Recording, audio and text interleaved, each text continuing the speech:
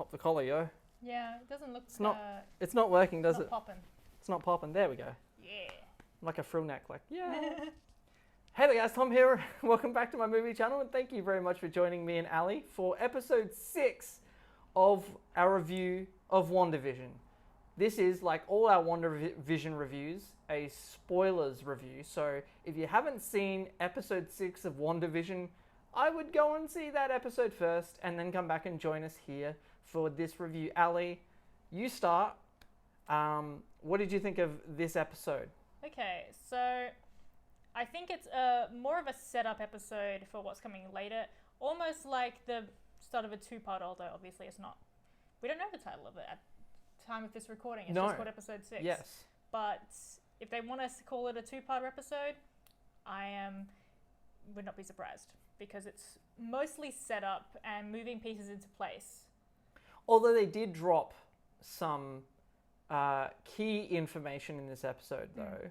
So obviously we have. Can we talk about the Malcolm in the Middle style intro just to start with, because that was great. The way they did that, I was thinking, what are they going to do for this intro? You know, what are they going to do this time? And it was Malcolm in the Middle, and I had a hunch the other week. I'm like, why wouldn't they do Malcolm in the Middle? They did it. It was really cool. They had the correct font as well. Yeah, God, this show. I mean, the production design and everybody seems to be so very intent on getting the details right. And even the tone of the kids talking to the camera. It's very hard to turn in this. I feel like Batman, like it's very stiff. Yeah, even the tone of the kids talking to the camera, and the way they talk to Pietro, and the way they talk to Scarlet Witch. And then you have Vision trying to work out what is outside of Westview. Yeah, and we find out that he can't survive outside of it. And I had a hunch that that would be the case. I thought that would be the case. Yes. But I was just like, this. And yeah, that comes to the big setup of the for the next episode. She's expanded the hex. The hex is what they call it, the hex. I think that I could come up with a better name, but I'm not a sword personnel anyway. The Scarlet Square, I don't know. Scarlet Square is better. I like that, yeah. You should write it. I should be. Marvel, I'm available. Look, I like this episode. It's not one of my favorite episodes. Yeah. I love the costumes, because obviously we have the costumes and it was fun. So I like that, and I liked... I do like Evan Peters in this show. I think he's playing the role like he's supposed to play the role. I don't think he is really the X-Men Peter. Time will tell. For the record, I have been and remain against bringing the X-Men into the MCU, but it seems like they're going to do that, and It would be cool. I'm going wild with possibilities of how they'll do it, and this is not the worst way to do it. It would be cool. And I'm not saying I would hate it, because I totally wouldn't, because in Kevin Feige we trust forever and always, amen. But I don't see Kevin Feige taking what was, by the end of it, a failing franchise and dragging it into his universe. I don't see him doing that, unless he's cherry picking bits and pieces. That worked, and he is one of the few bright spots of the last few movies. True. But I think we're going to find out that he's not actually... We'll see what happens. I did see a headline that said after last week, that said he's a $73.1 billion cameo, which he kind of is. Yeah, but I'm also excited for the possibilities of who Monica Rambeau's secret friend is, her guy. I don't think that's going to be anybody special. Why can't you let me have it? You can think it. I just don't think it's going to be anybody special. Why? I don't think that's going to be anything special. I don't think Jimmy Woo's missing person that he was originally there to investigate is anybody special. And I'm starting to question whether Agnes is a bigger presence in this show than she's letting on or not. Because in the last couple, people are thinking, she's the big bad, but she's clearly terrified of Wanda. I think it is interesting. I'm still kind of on the side of, even if Agnes is not the big bad, there is more to the character. There's more to the character, I just don't think she's, But I would also say that she is dressed as a witch in this episode. And I think that's Marvel playing with us. probably, but let me just be like, oh, foreshadowing. Well, I mean, if she turns out to be a witch, she's a witch, burn the witch. Yeah, that would be a good, foreshadow.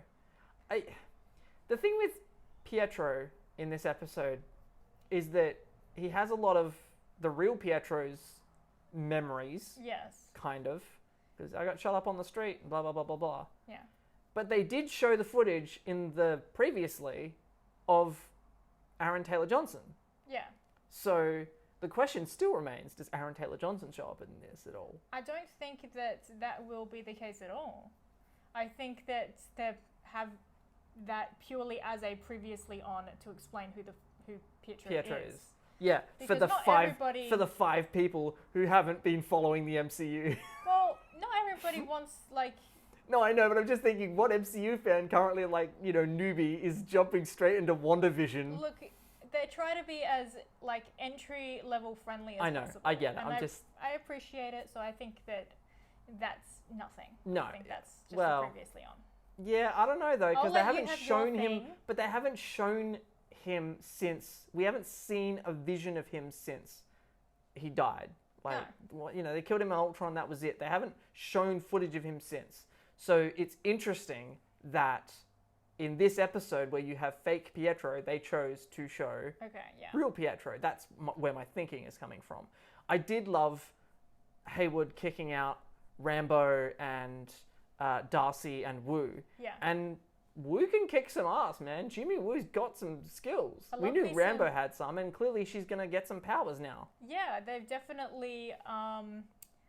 foreshadow's not the right word for me to use. Laid the seed. Laid the seed. They've laid the seed. They've planted the seed. Which actually kind of makes me wonder, will that be the case for some other people, or will it just be for her? Yeah, it's interesting. It's like, they all got taken over by the Hex. So they all have superpowers? Is this how mutants happen? I hope not. I really hope not. I've just spoken something into existence. No, it's been a theory for a while, but I really hope that is not the case, because if that's the case, then how do you explain?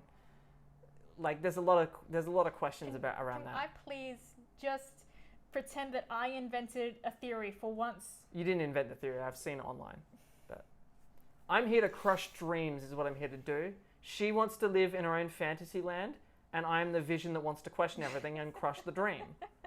So that's, clearly that's just the dynamic. We're playing out.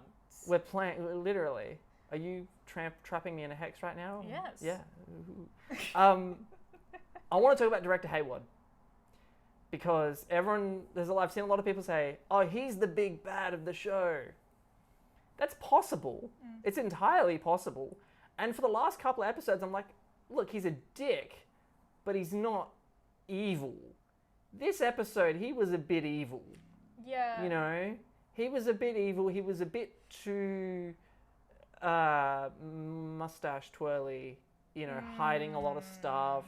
And I get shit's classified, but I'm a little worried that they're gonna revert to the old overused trope of, hey, the guy in charge of the big government organization is the big bad guy. And Marvel has gone to that a lot. Yeah, I mean, you had it happen in Winter Soldier. It's too much. I would rather them just have him be a dick. Yeah, he's an antagonist, but I don't want him. I would prefer he not be the actual villain. I still don't think there is an actual villain. I think the only actual villain of this show is Wanda. Which I would love, but I kind of don't trust that it's the case. I don't know. I mean, we've got 3 episodes to go. Yeah. If they're gonna introduce a real big bad for Wanda to face off against, they better do it real damn quick. Because you got 3 episodes to go. I think Wanda's the big bad, and the fact that she's extending the hex now, how far does that go? Yeah. How far does? And I do love the big detail that the further on the outskirts of Westview that you live, the powers don't exactly have the same effect, which is really interesting. But and the way this episode ended too, just with the glowing red eyes, ooh, damn, she's going dark. I love it. This woman's going down a dark. Once you start down the dark path, forever will it dominate your destiny. She's Very Dark Willow-esque, but Yeah. we reference. I don't get You it. truly No, do not live in my world. I truly do not. Help me, help me. Anyway, guys, I think that will do it for this review because this costume's really hot. Mine's amazing. She's got airflow. I don't have any airflow. This thing is like a big. There's no air Think in this about thing. poor Paul Bettany. I know. At least I don't have to pull purple shit off my face. So thank you very much for watching, guys. I hope you enjoyed this video. If you did, make sure to hit that subscribe button and ring that notifications bell so you can see me dress up in random costumes like this for fun, because that's what I enjoy. So thank you very much for watching, guys. My name is Tom. That's Ali. Make sure to leave your thoughts on WandaVision episode 6 in the comment section below, and we will see you guys for the next episode next week.